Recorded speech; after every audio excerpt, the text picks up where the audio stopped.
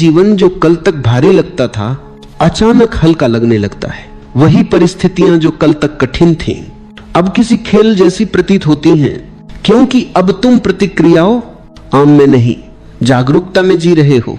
हर स्थिति में देखने वाला बन जाना यही सच्ची साधना है। लोग तुम्हें अपमानित करें, तुम्हारी निंदा करें, लेकिन तुम भीतर से देखो कि क्या तुम वास्तव में आहत हो रहे हो या सिर्फ अहंकार आहत हो रहा है।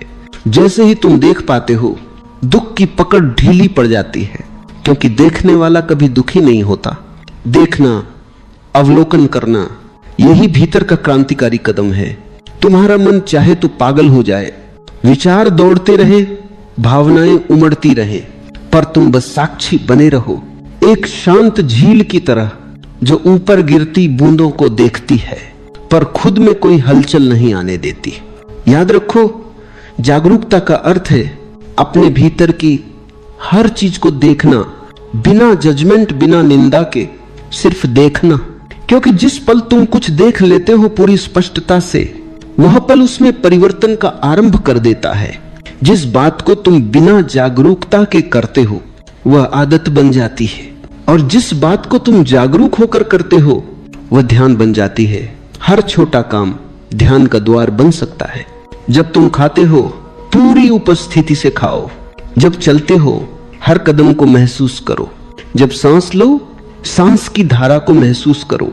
धीरे धीरे ये जागरूकता तुम्हारे भीतर फैलने लगेगी, हर विचार, हर भावना पर रोशनी डालने लगेगी, और जैसे जैसे रोशनी बढ़ेगी अंधकार पीछे हटता जाएगा। लोग सोचते हैं कि परिवर्तन किसी गुरु की शिक्षा से होता है, किसी किताब को पढ़ने से, किसी मंत्र को दोहराने से, पर असली परिवर्तन तब होता है जब तुम खुद के भीतर प्रकाश जलाते हो, क्योंकि अंधेरा बाहर से नहीं आता, वह भीतर की बेहोशी से पैदा होता है। और जैसे ही जागरूकता आती है अंधकार अपने आप मिट जाता है। इस जागरूकता की सबसे बड़ी शक्ति यह है कि यह तुम्हें तुम्हारे मन से अलग कर देती है। तुम अब अपने विचार नहीं रह जाते, तुम उन्हें देखने वाले बन जाते हो। जब तुम अपने विचारों और भावनाओं को देखने लगते हो तो एक गहरी स्वतंत्रता का अनुभव होता है, क्योंकि अब तुम अपनी प्रतिक्रियाओं के गुलाम नहीं रहते। अब कोई तुम्हारे भीतर गुस्सा पैदा करे पर तुम जान जाते हो कि यह गुस्सा मेरा नहीं है, यह एक ऊर्जा है जो उठी है और अब गुजर जाएगी। अब कोई तुम्हारी तारीफ करे और तुम मुस्कुराकर समझ जाते हो कि ये शब्द हैं जो हवा में बह रहे हैं, मुझसे उनका कोई लेना देना नहीं। धीरे धीरे तुम बाहरी दुनिया की पकड़ से मुक्त होने लगते हो, और वहीं से असली जीवन शुरू होता है। जब तक तुम्हारा सुख दुख दूसरों पर निर्भर है तब तक तुम एक दास की तरह जीते हो, लेकिन जब तुम भीतर से जागते हो तो समझ में आता है कि किसी को दोष देना व्यर्थ है। जो कुछ भी मेरे साथ घटता है वह मेरी चेतना की गुणवत्ता से तय होता है।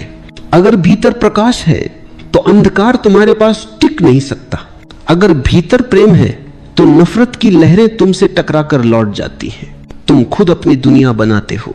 हर विचार से, हर भावना से, हर चुनाव से परिवर्तन तब गहराई पकड़ता है जब तुम समझ जाते हो कि जीवन की हर स्थिति एक शिक्षक है। जिसने तुम्हें दुख दिया वह भी तुम्हें कुछ सिखाने आया था। जिसने तुम्हें छोड़ा उसने तुम्हें अपने भीतर लौटने का अवसर दिया। जिसने तुम्हें ठुकराया उसने तुम्हें दिखाया कि अब तुम्हें खुद को स्वीकार करना सीखना है। जब ये दृष्टि आ जाती है तो तुम किसी से शिकायत नहीं करते। फिर तो हर दर्द भी एक वरदान बन जाता है। स्वतंत्रता का अर्थ यह नहीं है कि तुम दुनिया से अलग हो जाओ, बल्कि यह है कि तुम दुनिया में रहकर भी भीतर से अछूते रहो।